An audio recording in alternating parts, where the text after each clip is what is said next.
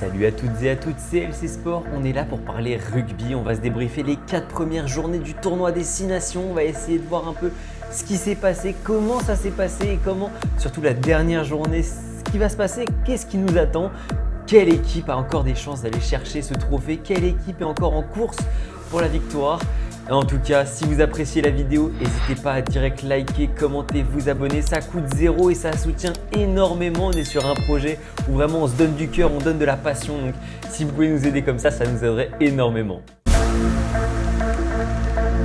On va commencer dès la première journée avec du coup les 3 premières affiches qui étaient France-Irlande, Écosse, Italie et Angleterre-Pays de Galles. Le match ouvrait un jeudi parce qu'il y avait la cérémonie d'ouverture des Jeux de Milan-Cortina et du coup le premier match allait donner le ton directement. Le premier match entre la France et l'Irlande, match que tous les Français attendaient évidemment avec impatience car c'était l'ouverture du tournoi, le retour d'Antoine Dupont avec l'équipe de France et forcément les matchs contre l'Irlande à chaque fois sont des matchs exceptionnels et encore une fois ça nous a donné raison.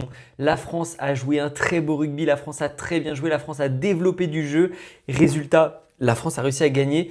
Ce qui a marqué tout le monde, ce qui a marqué les esprits, c'est cette première mi-temps où les Français ont littéralement écrasé, ont laissé aucune chance aux Irlandais, 22-0. Je ne sais pas si on se rend compte, mais je pense qu'il y a très peu d'équipes qui ont mis 22-0 à l'Irlande en une seule mi-temps.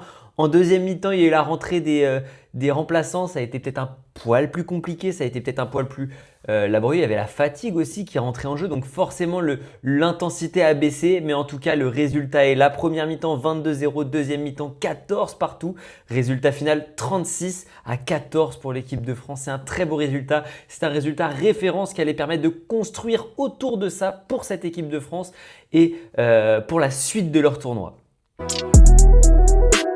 Ce match qui peut coûter très cher aujourd'hui aux Écossais, je vous expliquerai pourquoi juste après. Mais on attendait de voir parce qu'on le sait, l'Italie est une équipe qui monte petit à petit chaque année, qui gratte un peu plus, qui s'améliore chaque année. Et cette année ne fait pas exception. L'Italie est juste magique. L'Italie qui est l'outsider du circuit, qui a pendant des années été entre guillemets la risée du tournoi Destination car c'est la plus petite équipe, c'est celle qui a le moins grand palmarès, les moins grandes victoires, la moins grande histoire. Mais aujourd'hui, cette année, l'Italie a montré que de 1, ils avaient du cœur, de 2, ils avaient le niveau, de 3, il allait falloir compter sur eux sur les prochaines années et ça, ce n'est pas à minimiser. Résultat du match, les Italiens ont battu l'Écosse. Ils ont battu certes à Rome, mais première mi-temps 15-7. Les Italiens ont fait une mi-temps quasi parfaite et en deuxième mi-temps, certes, l'Italie a baissé un poil de régime, mais ils ont quand même réussi à tenir le score. Résultat final, 18-15, l'Italie sort l'exploit d'aller battre l'Écosse à domicile à Rome et ça fait extrêmement plaisir. Le tournoi était donc lancé pour eux et l'Écosse, à ce moment-là, on s'est dit que ça allait être un tournoi très compliqué parce que le niveau de jeu quand même proposé contre l'Italie n'était pas le niveau de jeu attendu pour un pays comme l'Écosse. Troisième match de cette première journée, l'Angleterre qui affrontait du coup le Pays de Galles. Match qu'aussi on attendait beaucoup en tant que Français parce qu'on sait que le dernier match forcément de ce tournoi de destination, c'est le crunch au Stade de France pour les 120 ans du crunch. Donc on attendait de voir avec impatience le niveau qu'allait proposer l'Angleterre. Et aussi les Gallois. Les Gallois, on l'a vu, ont un niveau malheureusement très en dessous. C'est je pense la pire équipe de ce tournoi. Ils n'arrivent pas à développer de jeu, ils se sont jamais vraiment relevés de l'ère précédente où ils ont dominé le tournoi destination et ils ont été très présents avec des cadres notamment comme Hugh Jones qui étaient des monstres au niveau international. Aujourd'hui, c'est beaucoup plus compliqué. Le Pays de Galles n'arrive pas à renouveler ses joueurs, n'arrive pas à trouver des jeunes pépites. Et malheureusement, ils se sont fait punir très fort cette fois-ci par l'Angleterre. Résultat 48 à cette première mi-temps, 29-0. Les Anglais ont littéralement marché sur l'eau. À ce moment-là, je pense qu'on s'est tous un peu dit la même chose, que ça allait être le match référence, que le France-Angleterre qui allait clôturer le tournoi destination allait être la pépite, qui allait être le match peut-être pas de la décennie, mais un des plus beaux matchs à regarder parce que on ne voyait pas comment cette Angleterre pouvait chuter avec notamment les défaites de l'Irlande qui étaient quand même assez alarmantes parce que on l'a vu, hein, l'Irlande a proposé quand même si la France a été très, très forte, On a vu que l'Irlande était un peu aux abois, donc ça a été vraiment, on s'est dit à ce moment-là que l'Angleterre avait de quoi aller titiller nos Français. Deuxième journée qu'on attendait aussi beaucoup parce que forcément l'Irlande allait affronter l'Italie, l'Écosse affrontait l'Angleterre et la France allait se déplacer au Principality Stadium pour affronter du coup le Pays de Galles. On le sait, c'est un des plus beaux stades d'Europe, c'est un des plus beaux stades de rugby et on le sait, ce temple gallois reste quand même un endroit très compliqué à aller jouer. Donc on attendait de voir ce que nos Français allaient être capables de proposer là-bas et franchement ça a été du grand rugby. Mais commençons par le commencement. Le premier match de cette journée, c'était Irlande-Italie. Impatient de voir si l'Irlande allait réussir à se relever après un match compliqué contre les Français et si les Italiens allaient réussir à continuer leur exploit, allaient continuer leur belle lignée qu'ils avaient commencé contre l'Écosse. Ce match à Dublin a été beaucoup plus compliqué forcément, mais les Italiens ont encore montré qu'ils avaient de la ressource, qu'ils avaient du cœur et qu'ils avaient de quoi aller titiller même les plus grosses équipes de ce tournoi. C'est quelque chose qu'ils ont encore fait ici. Résultat du match 20-13 pour les Irlandais. Le score en dit beaucoup plus que le jeu. Le jeu, les Italiens ont montré qu'ils étaient capables d'aller titiller ces Verts et franchement ça présage que du bon pour l'avenir italien. L'Écosse qui recevait du coup l'Angleterre, c'était le match qu'on attendait. On attendait de voir si l'Angleterre allait pouvoir être ce réel contender, ce qu'on attendait en tant que Français pour nous proposer le crunch de dernière journée, même si peu importe le résultat, ça sera un crunch de dernière journée au Stade de France. Donc, et vu les résultats d'ailleurs, ça restera un crunch majeur. Malgré ça, on a pu voir les failles du rugby anglais. On a pu voir que contre des Écossais hargneux, avec de l'envie de prendre leur revanche, notamment après la défaite contre l'Italie, ça a été beaucoup plus compliqué et beaucoup plus fastidieux. Résultat du match 31-20 pour les Écossais qui ont été beaucoup plus dominateurs. Ils ont dominé les impacts, ils ont dominé le jeu, ils ont dominé les Anglais en fait. Il n'y a pas besoin d'en dire beaucoup plus. Les Anglais ont été dominés, les Anglais n'ont pas réussi à développer leur jeu. Ils ont été dominés aussi beaucoup dans les airs. On a vu avec, comme d'hab, George Ford qui a essayé de prendre la profondeur au pied et ça n'a pas marché contre ces Écossais. Du coup, dernier match, les Gallois qui recevaient l'équipe de France. On attendait de voir s'ils allaient être capables d'enchaîner avec notamment quelques blessés, le retour aussi de joueurs comme Meafou, le retour de Flamand et en tant que remplaçant bien sûr. Et on attendait la confirmation notamment de notre deuxième ligne avec Olivion et Guillard. Michael Guillard qui a été au four et au moulin lors de la première journée. On attendait de voir si ça allait être la même chose lors de cette deuxième journée. Et effectivement, ça a été la même chose. Résultat du match 54-12. En terre galloise, les Français ont littéralement pas fait dans la dentelle. Ils ont écrasé les Gallois 54-12. Le bonus offensif, 2 matchs, 2 victoires, 2 bonus offensifs. Les Gallois qui étaient dépassés dans tous les secteurs de jeu, qui reculaient sur les impacts, qui reculaient au plaquage, ils n'ont pas réussi à développer de jeu.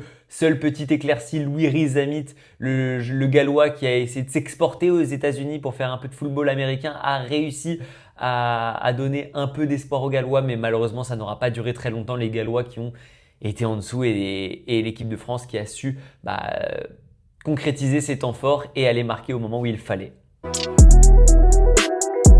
Donc troisième journée très importante encore parce qu'il y allait avoir des matchs cruciaux pour le classement final. L'Irlande affrontait l'Angleterre à Twickenham. L'Écosse qui allait au Pays de Galles au Principality Stadium et l'équipe de France qui allait affronter l'équipe d'Italie, cette vaillante équipe d'Italie qui a montré de très belles choses depuis ce début du tournoi. Et encore une fois, ça a été le cas. Je vous résume tout ça.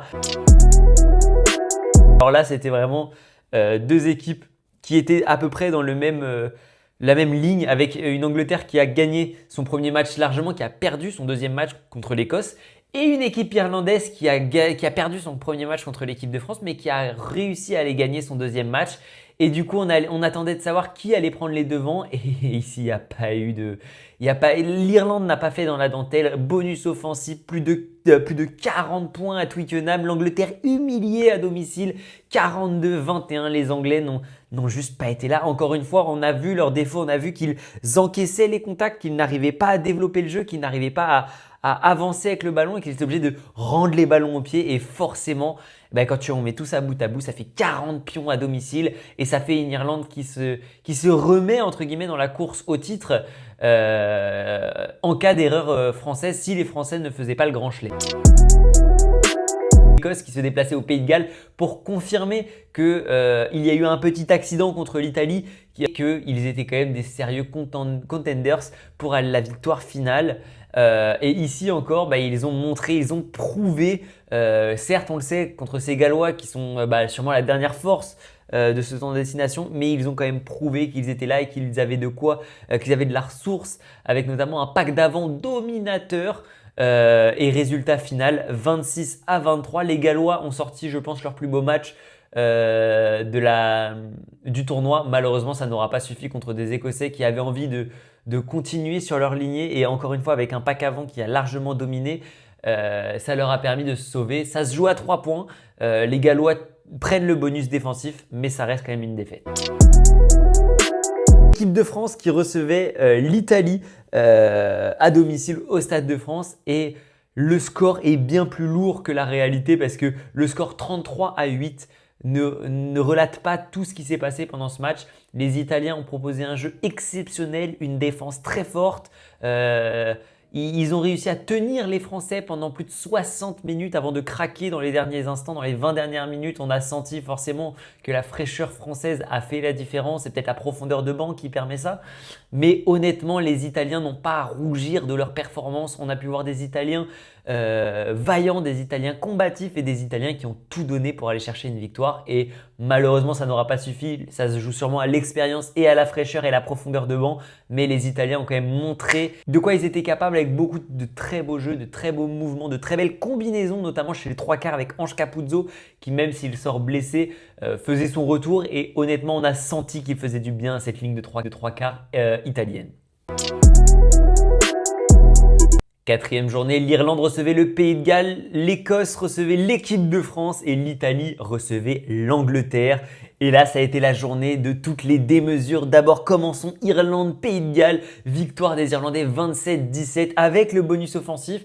On le savait, au début de cette quatrième journée, il fallait que l'Irlande perde, ne gagne pas. Si l'Irlande perdait, la France pouvait être champion avec une simple victoire.